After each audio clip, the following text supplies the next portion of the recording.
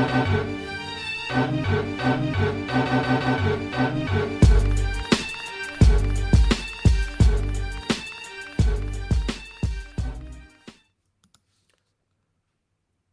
to the 142nd episode of Throwback Hoops. My name is Woody Venkat and I'm your host for the day. Please follow this show on YouTube and wherever you follow your podcasts. And as always, I'm joined by my main man, Robert Clayton. What's going on? I don't know about the Robert Woods. That was a very formal introduction. You're very business-like today, so yeah, I like that. And we're going to be business-like with the podcast today. Lots to talk about. A lot to get into, man. A lot to get into, both locally and in the NBA, right? There's certainly a lot happening, NBL and NBA as well. So yeah, definitely looking forward to kicking with you, bro. Likewise, Robbie. So let's get things underway. What jersey you got for us today? So pulled one a little bit out of left field today. Not sure if you've seen this jersey. I want you to pay close attention to the back of this one as well, Woods, when I show, because it's actually signed, which is pretty cool. So, all right, I'll just stand up and show you the one I'm rocking. And for those who can't see, Robbie's wearing the Sacramento Kings signed Tyreke Evans jersey. And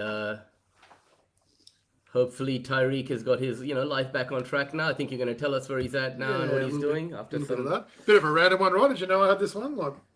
No, I didn't. It's PSA signed too, and that's the sort of mob that I like getting on my card signed by. So I'm liking this one. I've been planning on wearing this one for a while, and it's never eventually happened. So yeah, it's Tyreke Evans, white Adidas signed Sacramento Kings jersey. So really nice jersey, this one. I've got to say, Woods, it's all stitched on and everything else like that. So it's nice. I like this one.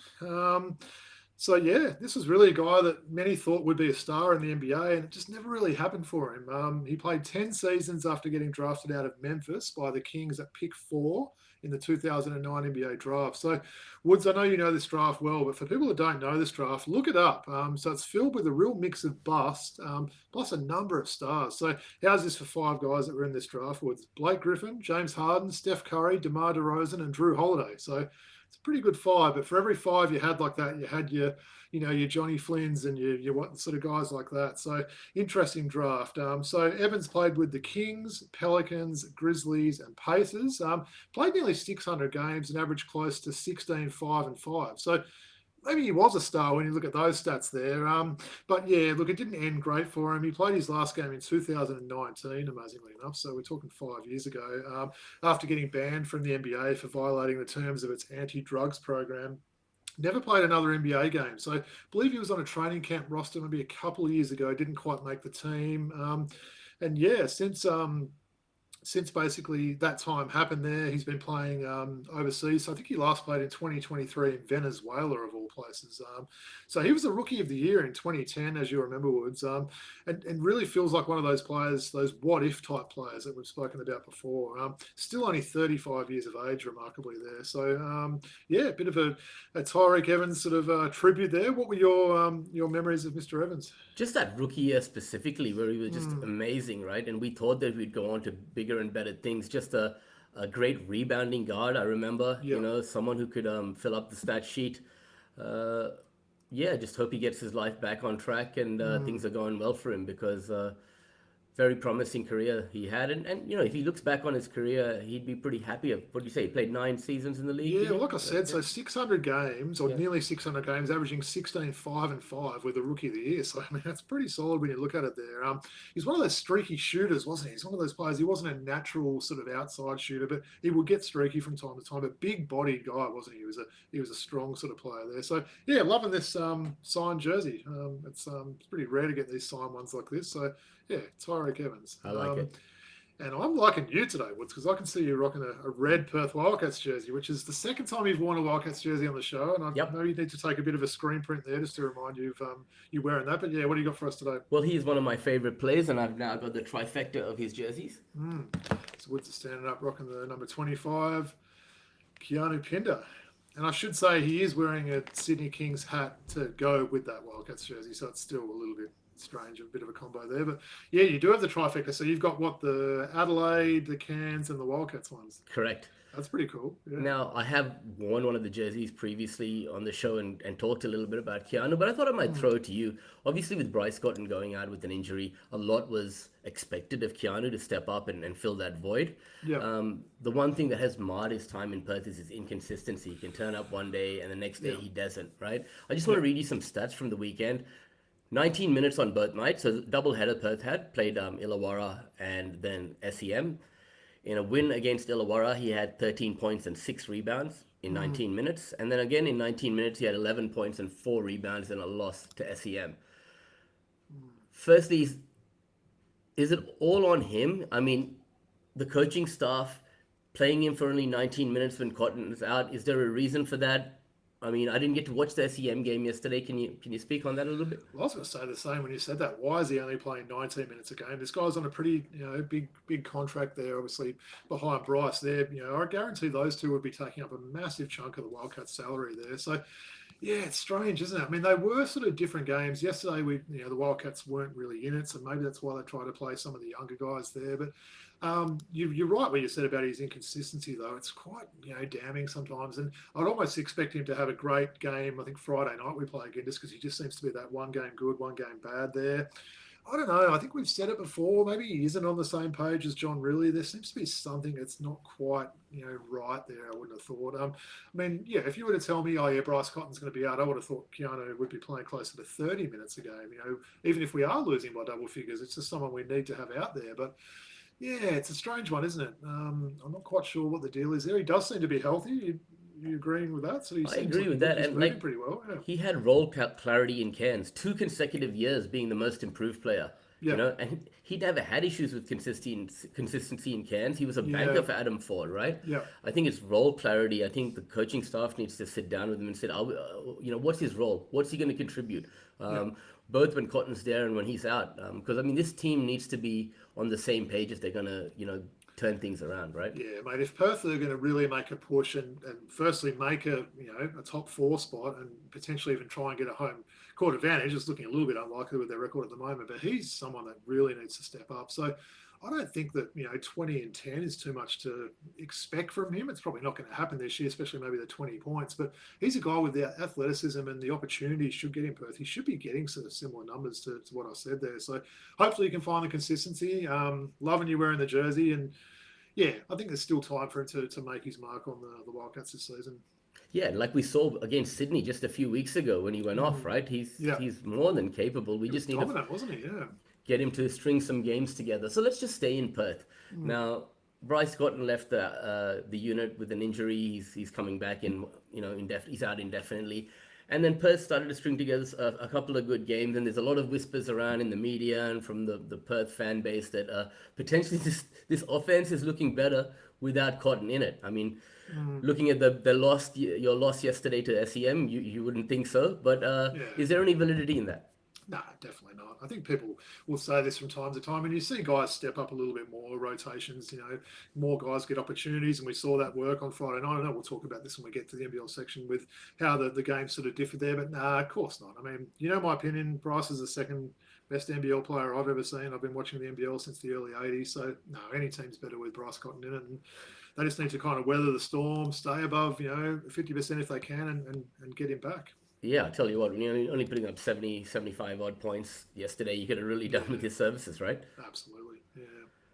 All right, so I've got this written down here, Robbie, and I'm going to throw over to you, right? Hey, you haven't skipped card of the week, though. Yes. You have? I thought so. What's going on? I feel like this card of the week, it's not getting the respect that it deserves. You know what I need to do? I need to add it to the run sheet, man. It's not been on the run sheet, and that's what I'm doing. So my apologies. That's all right. You need to respect this card of the week, right? It's an important part of the show now. So you know what I'm going to do? I'm going to put it on the run sheet right now and use it every week. So I apologize, Robbie. All right, that's fine. I've got a bit of a random one this week, Wood. So a bit of a guy with a cult following in the NBA. I think you're going to love this card. So I've got a Tyrone Muggsy Bogues. What do they call it? It's a Panini Elite card. So number 70 of 99. It's an autograph card as well, which I'm loving this.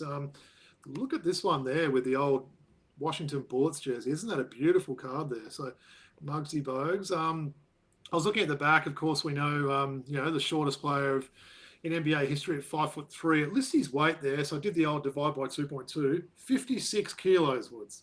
It's unbelievable, isn't it? A guy that was 5'3" and 56 kilos was playing in the NBA and playing pretty well, right? So, yeah, pretty amazing, but really nice looking card, isn't it? So hopefully that sort of comes across there. Nice sign, yeah, Washington Bullets card there. So I've been stepping up with the auto cards that I've been getting lately, but yeah, a bit of a trip down memory lane with some Muggsy Bogues.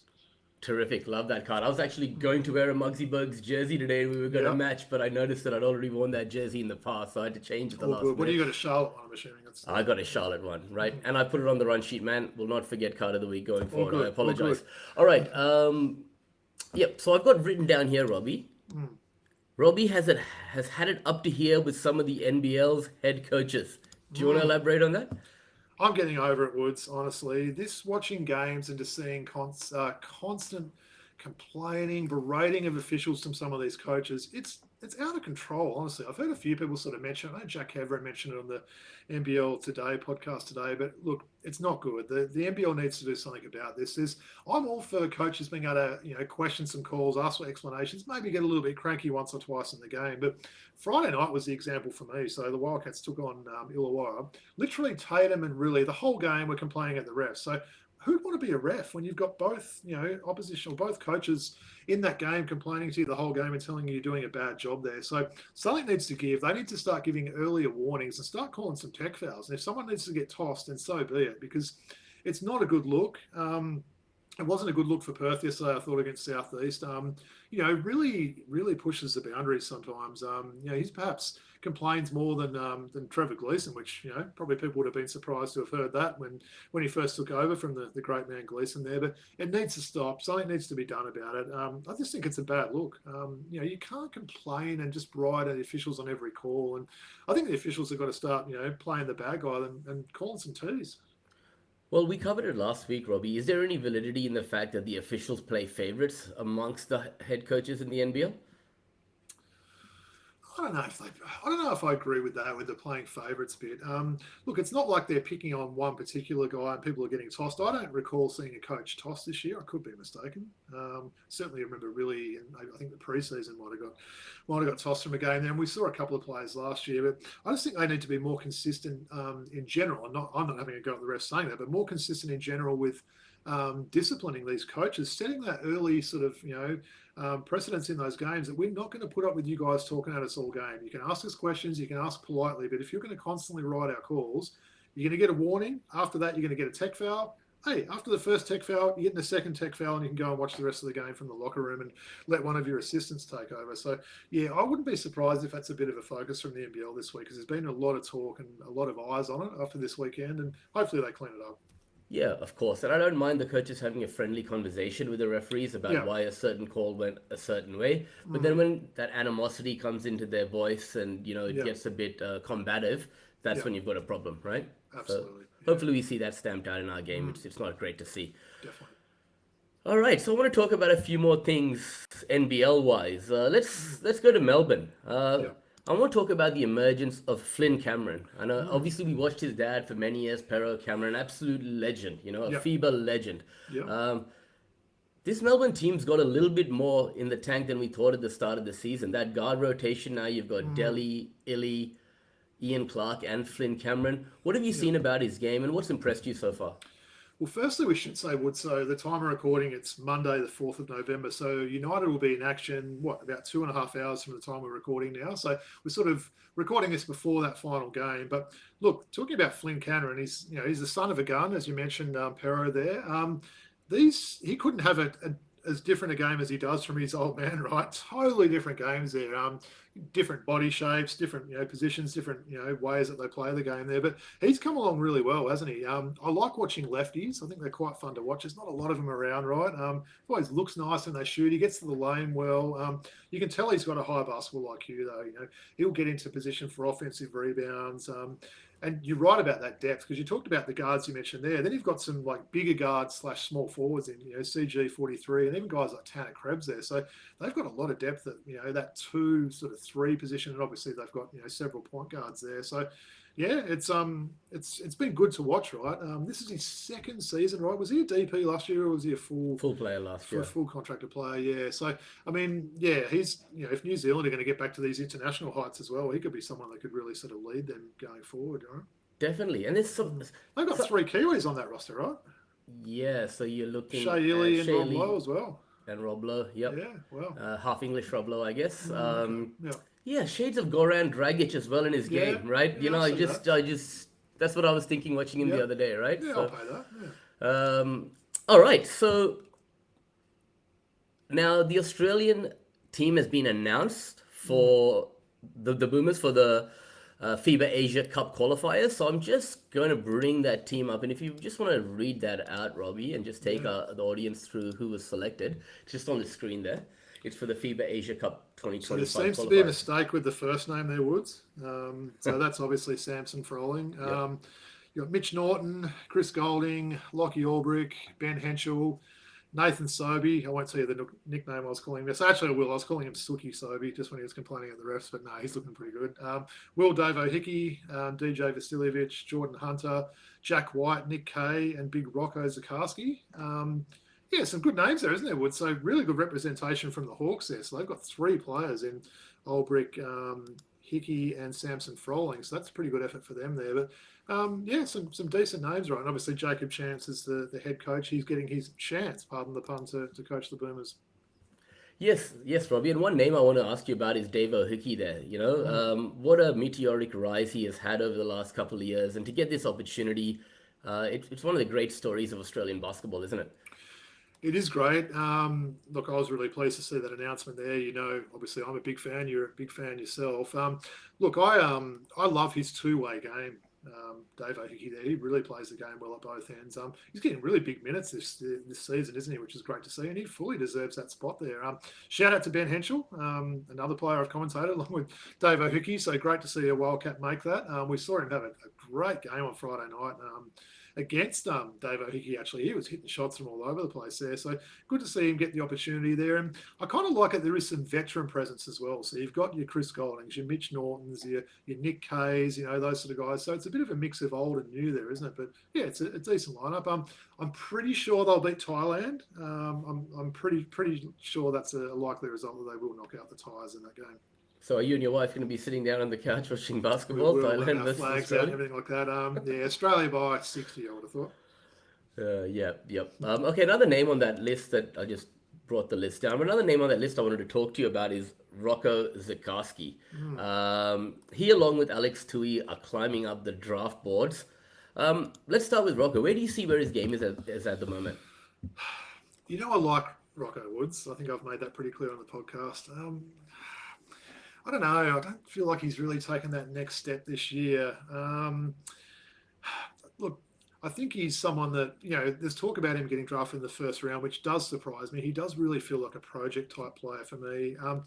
I think he needs to add something else to his game. Otherwise, he's just going to always remain a project at that NBA level there, Wood. So, I don't know. Look, his defense is obviously, you know, pretty good when he comes out there. He needs to get something else there, whether it's a little baseline type jumper, a little running hook shot type thing, something he can add to his offensive game there. But saying that, he's not getting a great opportunity this year, which is almost surprising that he's moving up the draft boards when he's not getting big minutes for the Bullets there. I think he's a player that all Australia are behind, right? You know, Big Rocco has almost become a household name for someone that's so young there. So I hope he can just continue to work on his game, but I definitely see him as very much a project player at the NBA level. You mentioned Alex Tui, though, Woods. Yep. I think he's got a ready-made NBA game there. I really like the way he goes about it.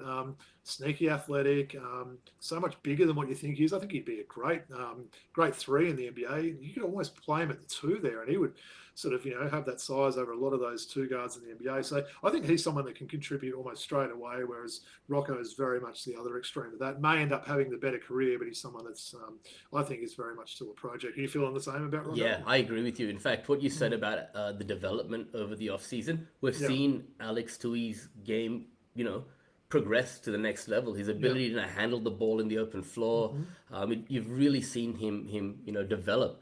As far as Rocco is concerned, a lot of people have said he hasn't been given the opportunity by Justin Schuller. Honestly, he's unplayable at a lot of times, right? Tyler, you know, the starting center is getting what 20 boards, right? Yeah. And we knew that at the start of the season, right? We knew they had pretty good depth with the big men. You've got Josh Bannon, obviously Tyrell Harrison is Yeah, their main centre there, and it's going to be you can't play those two together. I wouldn't you have thought, can't. can you? It's not in this modern sort of age of the game. So yeah, it's interesting. I'd love to see if he got a bit more of an opportunity. Say Harrison was to miss a couple of games and he got in there, started and played, 28 minutes a game, what sort of numbers he could put up. But yeah, hopefully he can just continue to get a little bit better. And yes, to your point, Rocco Zikarsky has been projected as the 17th overall pick in the latest mock draft. Two next stars are seen as first round picks in the latest Bleacher Report NBA's mock draft, with Brisbane Bullets big man Rocco Zikarsky and Sydney Kings forward Alex Tui ranked in the top 30 prospects in the world. There you go. Hey, Woods, I'm going to throw an early true false at you. Okay. True false, or actually true. Ben Henschel will get drafted. True or false? False. I just think if someone like Flowers or someone like that can get drafted, I think he's got as much upside as someone like that. So I'd love to see it happen, but we'll see how we go. He's got an NBA career ahead of him, one way or the other. I would say. Yeah, right. fair enough. Yeah. Okay. Okay. Hoops Capital doubleheader yesterday. Really nice. Slightly larger crowd came in for the Flames game, so it was good. I think I might actually go to a Flames game next week as well on Wednesday. So it was nice to see that it's picking up, Robbie, and that some of the Kings fans are coming to Flames games before. So yeah, well, unfortunately, I didn't really get to see any of these games. I was actually out shopping for kittens yesterday, so that kind of took up my Sunday afternoon. And for some reason, the recording seemed to fail on the Foxtel IQ for the Kings game, as I mentioned to you this morning. But yeah, good results for I think both teams there. Yeah, so did you find that? So the crowd had built up a little bit there, because I know you sort of mentioned that they played a few where the Flames played after them back in the day too, didn't they? I think that the crowds have just really dwindled out, which is a bit disappointing. But yeah, great if families can get along, because is it the same price for a ticket for general admission? I don't know. All members just You get obviously got a member. It should be right. That would encourage people to go there, get some entertainment in between the two games, and probably try not to have too big a gap in time between the two. I think that'd be a good way. It's about half an hour. That's fine. Yeah. Problem is, like at the Flames games, there's about 4,000 people in, which was decent, right? But everyone's scattered everywhere. It'd be nice if they got everyone to move down to the bottom of the bowl so that the players can get a feel like that they're. Well, not everyone can afford those fancy seats that you have each week, Woods. But yeah, I know what you mean. It would be a better look for it if everyone was closer. And I'm sure we'll get into it in a minute, but yeah, good to see the Kings get back to their winning ways. All right, anything else sad that stood out for you in the round? No, I'm kind of looking forward to this game tonight in Melbourne. Obviously, by the time people will listen to this, the game would have already been played. But yeah, they're expecting a massive crowd. It's the Melbourne Cup Eve. I love the Melbourne Cup, Woody. Not, but yeah, that's going to be a public holiday in Melbourne tomorrow, so they should get a pretty good crowd there. And yeah, I'm looking forward to tuning into that one later on as well after we finish the recording duties. Yeah, very excited, man. Monday Night Basketball is back. So let's get into some predictions for the round ahead, okay? So we've got a Thursday night doubleheader starting with Brisbane and Melbourne. Who you got there? Well, first of that works out well with the second game, because we've got a bye on our Thursday night comp, so I'll be looking forward to watch my boys. The Brisbane-Melbourne one, look, Brisbane sort of found a little bit in that game against Cairns, did they? Their imports are starting to step up a little bit. They were a little bit maligned at the start of the year, looking better now. I wouldn't be surprised if Brisbane give Melbourne a decent run. I mean, Melbourne, playing Monday night, then having to travel for a Thursday game, not a lot of time in between. But I'm tipping Melbourne to win, but this one might be closer than what people think. Yeah, I agree. It'll be a competitive game with Melbourne to win. Keep an eye out for Tyrell Harrison. As I told you, 20 boards. He's slowly building himself up as one of the great rebounders. Potentially, he could be one of the greatest rebounders in NBL history by the time he's finished, right? The guy's got an uncanny knack for getting on the glass. So, yeah, that should be an interesting battle there between Marcus Lee and Rob Lowe and himself. All right, Perth and Tasmania. Thursday night home game for you guys. Yeah, this feels like an important game for both teams, doesn't it? Both teams have been, a little bit down on what people were expecting this year. Still hearing talk about, will Tasmania stick with Craig Sword, or will they try and get a big to replace him with there? I think the longer this goes, maybe that won't happen. We'll sort of watch this space, I guess. Yeah, I think the Wildcats will fire. Hopefully they can play like they have those last couple of home games. Big wins. We beat Sydney and we beat the Hawks. So hopefully they can knock out last season's champs and start off the weekend in style there, because they've got quite a few doubles coming up before this fever break. Yeah, I've noticed that. And shout out to Craig Sword. He was okay yesterday. I watched the game live and he passed the eye test, knocked down a few threes, got a few steals. So, hopefully we see some improvement. But someone needs to score for that Tasmania team, right? If you're going to pretty tough watch at the moment, aren't they? Really? Yeah. All right, Sydney versus SEM at Kudos Bank Arena. You're loving this, right? A Friday night game. What's your favourite? I'll be going, man. I'll be going. Yeah, Yes, you'd think that I'm really impressed with the job that Coach King has been doing. In fact, let's talk yeah, about that. yeah. While we're on SEM, what have you seen with the new coach coming in? And he's got the best out of Nathan Serby in these last two games, hasn't he? Yeah, he's looked good in the two games. Slam and Sam had him good in the two games before that. So they've really improved. They're a team that I think is going to cause some troubles now. They could definitely push that play-in spot if they keep playing like they are. I like the belief they've got in each other. Yeah, you're right. Sobe's definitely looking better and perhaps looking that player that they thought they were getting coming in. I like the fact with them, Woods, they're not someone that relies on just one player. They're pretty deep. We saw Hurt got sort of guarded, D'd up a little bit in the second half in the game yesterday against Perth, and then had all these other people stepping up there. So they're a Sydney Kings light roster, aren't they? Look at their 5 ex-Sydney Kings players, so you probably like that about them. But yeah, they've been doing a good job. Although saying that, I think the Kings will win. But yeah, this one could be competitive. Yeah, definitely. And I mean, as you mentioned, guys like Foxwell and Glover finding Mm, form, and then Derek Walton Jr. to come back into the mix in a week or two. yeah, That team's going to be in a good position. But yeah, yes, I they think need him back, don't they? For They sure, do. Walton Junior. Yeah. They do. But Sydney should take that one. All right, Tasmania versus New Zealand at My State Bank Arena on Saturday. Yeah, I'll pick Tassie for this one. I don't expect them to lose both games this round. And look, they really need. You don't see them drop a lot of games at home. They're still competitive there. So back at My State Arena, they've had a couple of games away from there. So yeah, Tassie for me. Yeah, I'd agree with you on that one. All right, Melbourne versus Perth on Oof, Saturday. this is a cracker. This one, isn't it? Yeah, it's strange. Perth's done the play at home, go to Melbourne, play at home, go to Melbourne. So racking up the K's there. But yeah, I'll say Melbourne in this one. I don't like picking against Perth, but I'll say Melbourne. Fair call, man. And then we've got SEM against a very depleted Cairns Taipans. Yeah. Hey, Now I want to, Woods, shout out to yeah, NBL One East finest, right. Alex Higgins Titcher, right? So, my goodness, he looked really good, didn't he? I think Took the he's words out of my mouth. That's what I was yeah, about to say. I'm really proud to see a guy that has been playing his trade in the NBL One East. It doesn't get as much attention as some of the other NBL One competitions, but he's been there for all the seasons that Inner West have played there and continues to improve. And he took his opportunity and ran with it there. It made me think how other guys would go. What's when I was watching that game? Chris Bryant, who's obviously the star that I got to commentate all these home games for the Hills Hornets. I know it's different, obviously, because he's an American, but could you put him in this sort of situation that he could put up a double or something? It makes you wonder, right? Just opportunities, what some of these guys need, but yeah, I love the motor that Higgins Titch has got and the way he goes about it there. So yeah, that was almost a bit of a thrill for me to watch that. Obviously, they didn't win that game there, but yeah, shout out to him. This is looking like a must-win game for the Taipans, isn't it? Otherwise, they're really going to start to drop behind there. You can see all those L's there when you look at the underneath their name there. So I'm going to say Cairns get an upset in this one. Your second team.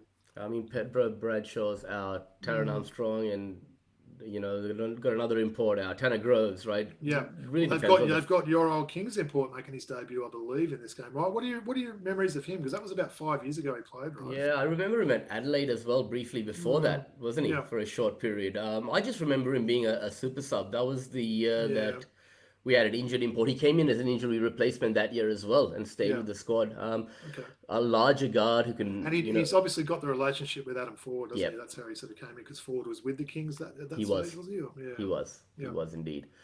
All right, and then final game, Adelaide versus Illawarra. That'll be a cracker, won't it? Yeah, Game what of the did you round. say 10 bold was again, Woods? I'm still not familiar with that concept. I'll be watching on ESPN. But yeah, that is a really good looking game. That's Adelaide's only game, isn't it? So they've got to wait all the way till the last game on Sunday. Yep. Yeah, that's a cracker, that one. Almost a coin toss. So I'm going to say 36 is at home. Get that one. Yep. Yeah, I think so too. I'll agree with you on that. All right. Let's move on, man. Let's talk some NBA, shall we?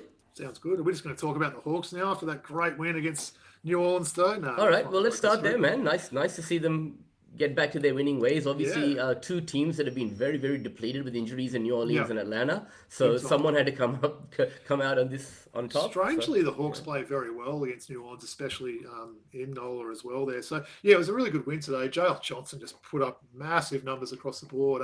I think I got him in the 5th and 6th rounds in a couple of my fantasy drafts. Woods. What an absolute steal that was there. So, it was good to see. Gary Bird as well was in Garrison Matthews. He's looking pretty good, hitting some shots and getting a bit fiery. Had to mix it up with Alvarado a bit today. So, yeah, good win. I'm not getting too carried away. We had lost 3 in a row, but back to 50% now. Their first road win. And their reward for that, Woods, they're playing against Boston at home tomorrow. And if I'm not mistaken, I believe every NBA team is playing tomorrow. I think it's election day over there. The voting this week. Yeah, that's right. And I seem to remember the last time that the Boston Celtics travelled to the ATL Woods, we were there and DeJounte Murray went crazy and we won in overtime. So, yeah, hopefully it's another good win then. Put up a shot every minute. He did, yeah. Yeah, that was really, really a fun memory. We got video memories as well, right? That's so right, it's terrific. Okay, I want to talk to you a little bit about Joel Embiid, right? And an incident really took place earlier in this week, Robbie. It was on Saturday, and Embiid didn't play, and he reportedly engaged in a verbal confrontation with the Philadelphia Inquirer columnist Marcus Hayes in a in the locker room post game. So Embiid was upset about a recent column from Hayes in which the reporter referenced his 7-footer's late brother and then Embiid's son, both named Arthur. Joel Embiid's brother recently, a few years ago, passed away in a car accident during his rookie year, and he named his son Arthur in a tribute to his brother. So Embiid has taken issue with a particular extract from that article. I'm going to read this to you right now and then get your thoughts, Robbie, right? So Joel Embiid consistently points to the birth of his son Arthur as the major inflection point in his basketball career. He often says that he wants to be great to leave a legacy for the boy named after his little brother, who tragically died in an automobile accident when Embiid was in his first year as a 76er. Well, in order to be great at your job, you first have to show up for work. Embiid has been great at just the opposite. Now in his 11th season in NBA, he consistently has been in poor condition. This poor conditioning apparently seems to have delayed his debut this season. Now,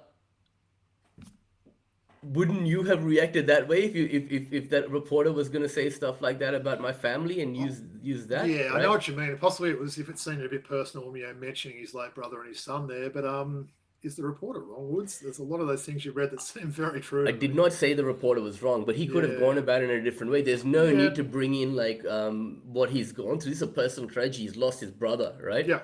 And he says that's what I use as motivation to go on. To pick that apart and say that.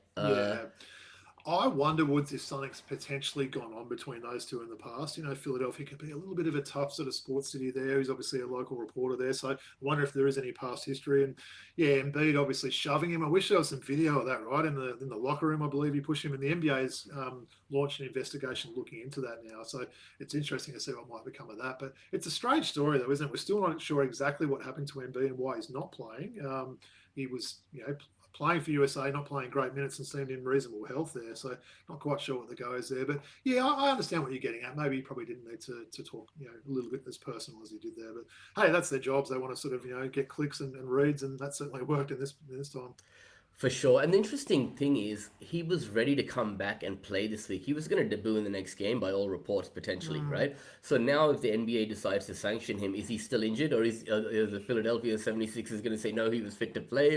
How do they manage this? That becomes complicated. I don't think the NBA should hand out any suspensions or anything for this. Well, not unless there is some footage that shows that it was, really done in a bad way sort of thing there. Exactly. Yeah. Okay, let's go to Orlando. And your boy, Paolo Banchero, has a torn oblique, and he will be assessed in 4 to 6 weeks. That's never good news. Now, what are the implications for the Orlando Magic, Robbie? They do have a serious issue with lack of depth, and then you look at their other big men. You've got Jonathan Isaac, and you've got Wendell Carter, who's recently struggled with injuries.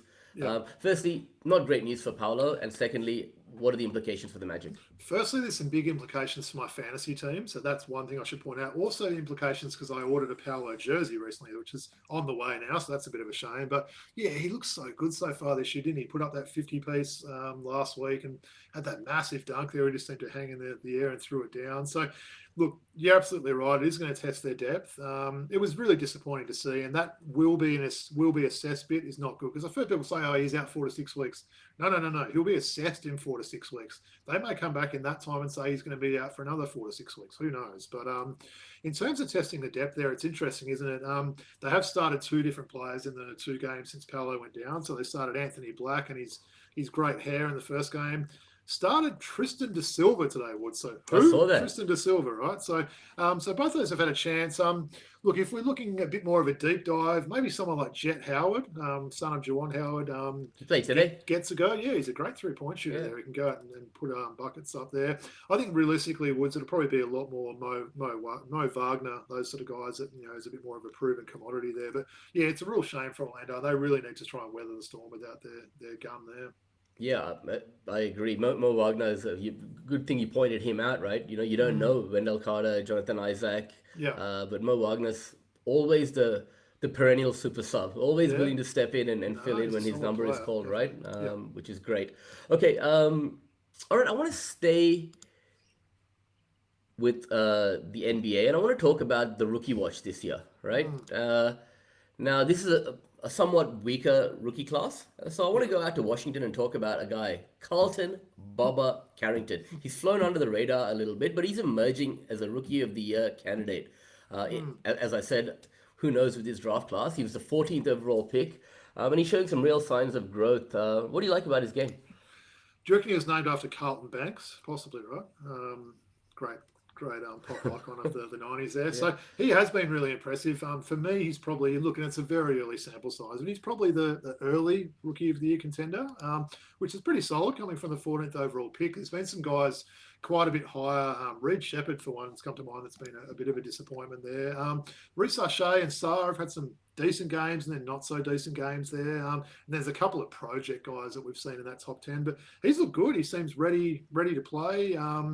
I like he's got a little bit of mongrel about him as well, Woods. He'll get in people's faces. He's a pretty tenacious defender. I think we both mentioned, I'm not sure if it was on the show or offline last week, we find Washington quite decent to watch.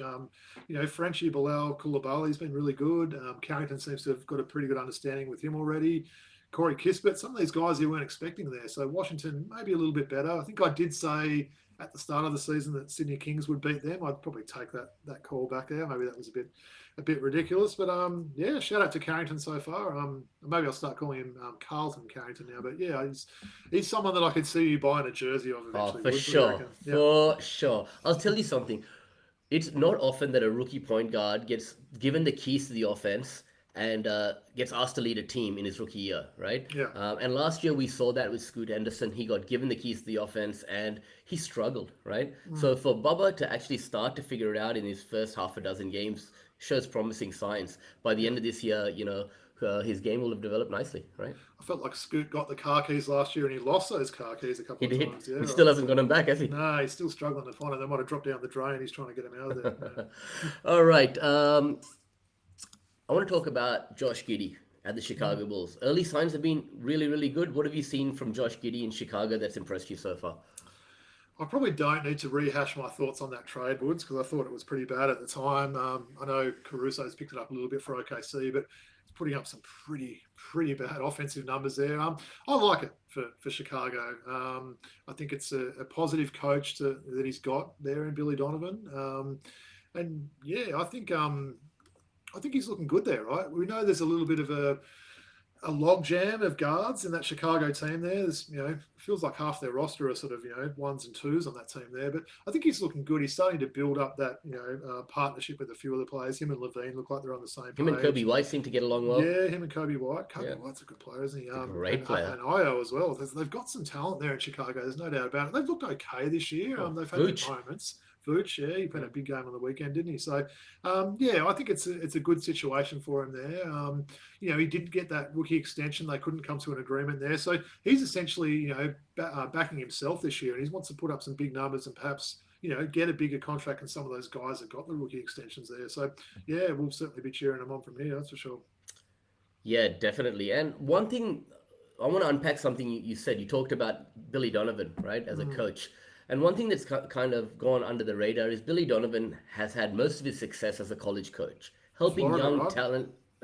Florida Gators, right? Exactly, yeah. Helping young talent thrive. So Josh Giddey coming in as a young point guard and learning under the tutelage of Billy Donovan is definitely going to be a positive thing for him. Yes. Oh, definitely. I mean, Billy Donovan was the head coach of those Florida teams that Al Horford, Noah, Corey Brewer, those sort of guys that had the back-to-back titles there in the early to mid Early noughties noughties. there. So Yeah. you're right. He works well with young talent there, and there's certainly a lot of young talent on that Bulls team. So yeah, he's doing a good job, and I think Josh is a willing sort of learner as well. I think he's someone that's, he's prepared to listen to coaches and try and improve. We've seen some improvement with his shots. I've seen some recent videos there. He's working with a shooting coach there. I think that's perhaps the only thing that's, I don't know if this is a big call, but that's maybe that outside shot is the only thing that's stopping him from being a top 10 point guard in this league. And I think if he can work on that, why can't he not be a top 10 point guard in the league? I agree, man. And look, they didn't have that many veterans on that OKC team last year. So having guys like Zach LaVine, Vucevic, like veterans there to help him, it's not going to hurt, right? So, absolutely. All right. I want to now, before we move on to true or false, I want to ask you about the Milwaukee Bucks, man. Really struggling. Doc Rivers is building a pile of shit over there, right?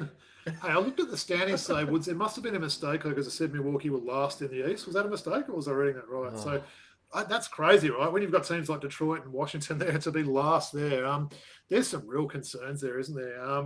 Firstly, let's talk about Giannis. He's been amazing all season, so nothing on him. He's been really good at both ends there. Troubling signs to me are their big men. Anyone that would have thought Brook Lopez and Crazy Portis. Eyes, Bobby Portis would have been a good combo. Both of them have been down. Portis in particular started off well. He's been really bad the last sort of 4 or 5 games. Chris Middleton injured again. No one knows when he's coming back. I know. No timetable for his return. I mean, I thought when they said in the offseason he had surgery on both knees or both ankles? I'm no doctor there clearly, but it was both one of those limbs there, and that was a bad sign that we don't know when he's coming back. Probably the big one for me, we probably should discuss what is Dame Lillard. What's going on there with him? I think he's had maybe 2 good games all season. Had a really good game, a couple of days ago, but he's also had some stinkers there. Is it time that he's really starting to slow down or what? Yeah, I mean, it's possible that he is, right? He's now on the wrong side of 30. Guards don't age as well as big men. His game requires a lot of, exertion, right? So as your body ages, some of the things you can't do anymore. Yeah. So and what about Doc Rivers? Is he a bad coach or what's going on there? I just think that he's outdated Doc Rivers, right? Yeah. And he's been given the keys to do a lot of things. Is he GM there at the moment, or is he being given a lot of rope to do things? I don't know. I think he would certainly have a lot of say in what goes on in that team. I mean, even guys like Gary Trent, I was really high on that signing in the offseason. He's been okay. He's not good, man. Hasn't set the world on fire. His defense is not as good as I was expecting as well. So, yeah, and I don't know, guys like they're not getting much out of Pat Connaughton. None of these rookies, what was it, Andre Robertson? They can't guard anyone, man. They cannot guard anyone, no right? real signs there, is there? Yeah. I think Doc Rivers needs to go. They need to. I mean, even the AJ Johnson being picked up at the 30. This guy's averaging 1.7 points a game in the NBL as an extra. You pick him up at 30. You could have got him. You could have just signed him as a free agent. No one would have signed him in 60 picks, man. They were definitely high on him. What are you guys doing, right? Yeah, they need to turn this around fast. If they start to lose games, they're going to be pushing it uphill all season there, and potentially, someone like Giannis is a franchise player and a great of the NBA. He's not going to want to hang around for that stuff. Man, I did read somewhere that Doc Rivers has got a lot of say in the decision making at the moment. Yeah, it wouldn't surprise me. Yeah. All right, thanks, Robbie. So let's do some true or false, shall we? I think it's become a very popular segment, so I've mixed it up a little bit, but I'm going to actually bring up a graphic on the screen for true or false. So change it up a little bit. All right. So you can see here. What do you see here? You see... Oh, that's hurting my eyes. What is that thing? Yeah. Okay, this is the Dwayne Wade statue. Is that something from Halloween? Or I heard someone today say it looks like Antoine Walker, and it kind of does, doesn't it? Yeah, possibly. I mean, Lawrence Fishburne. Yeah, maybe. So what's the true false? Okay, the true or false. The true or false question is the Dwayne Wade statue needs to be taken down and remade. Look, I don't think anyone apart from the guy that designed that wouldn't say true on that one, Woods. It's really bad, isn't it? The thing for me, strangely enough, and I've seen photos in the making process, Wade was actually involved with it and apparently approves of this. So not quite sure what's going on with that. I think the body shape, the jersey, all that stuff's great. It's just the face there. I don't know why they went for, I believe that's the one where he threw up the alley-oop for LeBron, right? When they had the Heatles there. And maybe that's not the best example, just could have had a normal picture because correct me if I'm wrong, Woods. Dwayne Wade's a pretty handsome guy, right? Very handsome guy. Handsome, so he's married to Gabrielle Union. He must be. Exactly right. He must be the poor her. So yeah, that's a massive fail there. I know that the makers come out and said we're not changing it. We're happy with it and stuff. I think he's being a bit stubborn there, but I think true. They need to change that damn statue. Jeez. I don't think there's anyone in the world who disagrees with Yeah. that, Robbie. Montrezl Harrell is the front runner for NBL MVP. I've got in this one true-ish there, Wood. So I'm not sure about the front runner, but he has to be, around that sort of group of guys. So if I could think of maybe, 3 guys that could win it at the moment, Give me 3. Montrezl Harrell, the law firm, PJC, and Jack White. Cooks. And I've got maybe Cooks. So I've got a group of 4 there. So yeah, I think you could say 4 there. So maybe he is the front runner if you put him up against those guys. And I think it will depend on wins for the 36ers, but he's certainly not doing anything wrong at the moment. So yeah, you're right. He's certainly a contender. Interesting you said Jack White, because one of the true or falses we did at the start of the season was Jack White an MVP contender, and I said false, right? So I know you did, and I understand why you did, but man, he's so important on that team, and the way he's shooting it, he's really, he's a bit streaky, but he's good, right? I was wrong, and his knack, his knack for rebounding the basketball is amazing, man. Right? Very athletic guy. Yeah. Okay. No one deserves their Australian selection more than Davo Hickey. I mean, yeah, another true there. It's hard to argue that one. Like I mentioned earlier in the show, I love how much of a two-way player he is. I think he can be really important at this sort of fringe boomers level there to come on.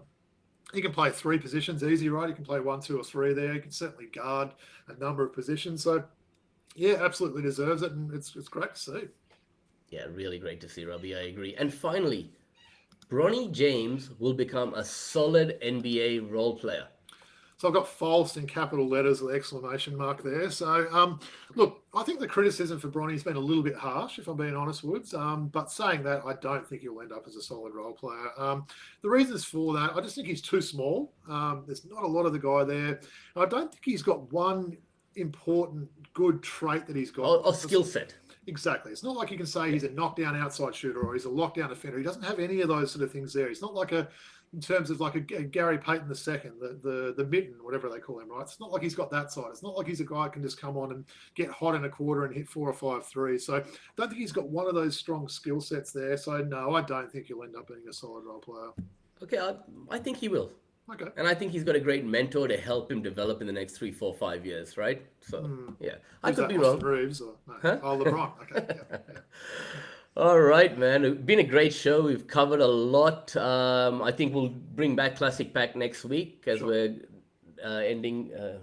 approaching 48 minutes. So just before we finish up, Robbie, do you want to take the audience out with where we can be found, followed, and all of that? Yeah, for sure, bro. So it's been another fun one. We're loving this time of year, right? There's so much to talk about. WNBL started, the NBL's, in full swing. The NBA's, already sort of a couple of weeks in, which is great there. So, continue to follow our socials. You can find us on X at Throwback Hoops, Instagram, throwback.hoops, and our email address, throwbackhoopspodcast@gmail.com. I'll steal Woody's thunder about Patreon. Please, make sure if you want to, you pledge some support to us there. There is quite a lot of costs associated with putting this out weekly. We love doing it.